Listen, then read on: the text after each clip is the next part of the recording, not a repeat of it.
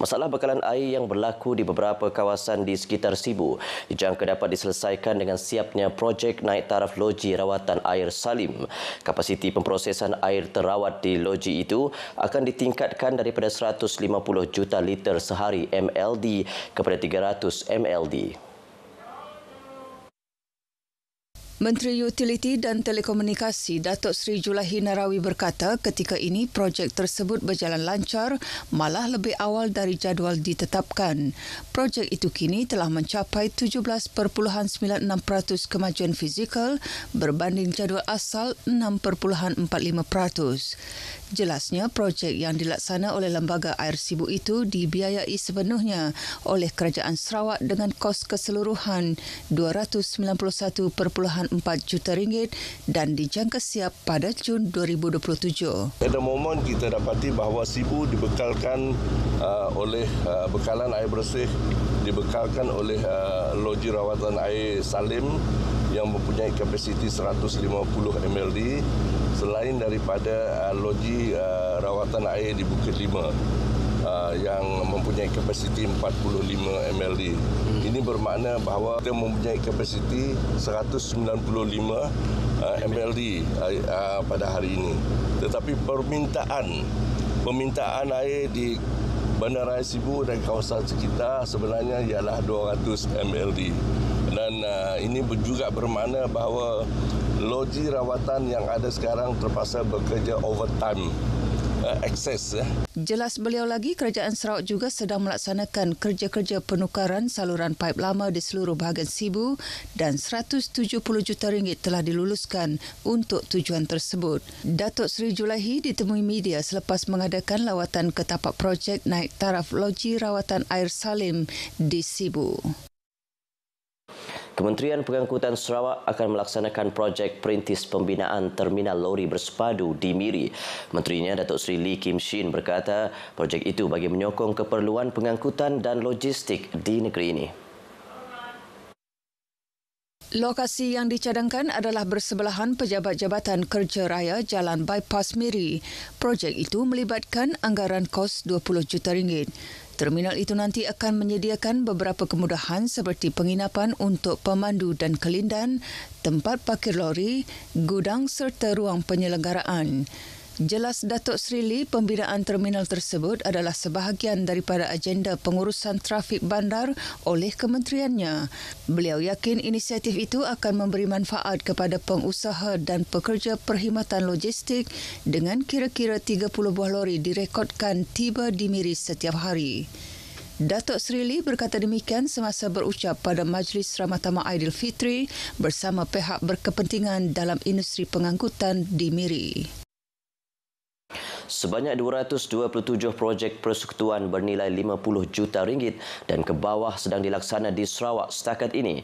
Pengarah Jabatan Kerja Raya JKR Sarawak, Cassidy Morris memberitahu projek terbabit melibatkan nilai keseluruhan RM1.3 bilion. Beliau bagaimanapun tidak memperincikan bilangan projek yang telah siap, sedang dalam pembinaan atau di peringkat penyelesaian tapak. Projek yang dilaksanakan katanya adalah dalam pelbagai jenis. Pelbagai jenis projek juga. Ada naik taraf, ada projek baru, ada projek yang tak pernah kita fikirkan. Contohnya projek untuk membina kolam udang. Menjawab isu kekurangan jurutera JKR Sarawak, Cassidy menjelaskan perkara itu telah diatasi menerusi pengambilan 400 jurutera baharu pada bulan ini. Beliau menyatakan demikian kepada RTM sebelum rakaman randau pemansang YFM Iban di RTM Kuching. Dalam pada itu, Cassidy turut memaklumkan penggunaan slogan baharu JKR Sarawak iaitu We Build For You bertujuan memberi motivasi kepada kaki tangannya untuk melaksanakan tugas dengan lebih bersemangat selain lebih mendekatkan mereka kepada rakyat. Dalam perkembangan berkaitan, Cassidy memberitahu 7 lagi jambatan daripada keseluruhan 16 projek yang dibina oleh Kerajaan Sarawak dijangka siap tahun ini, manakala 4 lagi dijangka siap tahun depan. Satu lagi projek iaitu pembinaan jambatan Batang Rambungan di Lunduk dijangka menjadi yang terakhir akan disiapkan iaitu pada 2027. memang kita ketahui ada sedikit kelewatan sebab pada masa itu kita dilanda COVID. Jadi kesan COVID ni lebih kurang 2 tahun lebih. Kita tak dapat melaksanakan pembinaan dengan agresif. Cuma sedikit-sedikit, jadi akhirnya kita telah mendapat masalah kelewatan pembinaan jambatan. Namun begitu, JKR Sarawak telah mengambil tindakan proaktif dengan menamatkan kontraktor yang gagal melaksanakan projek berkenaan dan menggantikannya dengan kontraktor penyelamat. Kasidi optimis kesemua projek jambatan dapat disiapkan mengikut jadual yang telah ditetapkan. Setakat ini 4 buah jambatan telah siap dan dibuka kepada orang ramai, iaitu Jambatan Marudi, Jambatan Jepak, Jambatan Batang Rajang dan Jambatan Batang Lasa. Penyertaan lebih ramai peserta antarabangsa untuk Cebu International Powerboat Race 2025 akan memeriahkan lagi acara tersebut. Menteri Pelancongan Seni dan Budaya Datuk Seri Tiong King Sing berkata acara itu berupaya merancakkan ekonomi tempatan menerusi sektor pelancongan. Ditemui media pada perasmian acara itu di Cebu, beliau mahu acara tersebut dipromosi lebih hebat di peringkat antarabangsa bagi menarik lebih ramai penyertaan negara luar. Tahun depan, saya minta Presiden Kopi kita kalau boleh buat besar lagi sikit, invite more international participant atau peserta semua mari buat bersama-sama kita buat ini competition ataupun racing. Kita boleh atas satu platform untuk diorang exchange view, exchange skill. Bagaimanapun, beliau memuji usaha penganjur yang berjaya menghimpunkan 262 bot bertanding dalam 8 kategori termasuk penyertaan dari negara jiran Brunei Darussalam. Harapan untuk pertandingan ini memang mencabar sebab pesaing-pesaing daripada Sarawak memang banyak dan juga daripada Brunei pun ada juga. Tapi jika ada rezeki takkan ke mana. So kita bertanding memang akan bertanding dengan secara yang baik. Konsul Jeneral Republik Indonesia di Kuching, Raden Sigit Wijaksono semalam mengadakan kunjungan perpisahan terhadap Premier Datuk Patinggi Tan Sri Abang Johari Tun Openg di Wisma Bapa Malaysia, Kuching. Bercakap kepada pemberita, beliau menyatakan penghargaan atas kerjasama erat antara Indonesia dan Sarawak selama 3 tahun berkhidmat di negeri ini.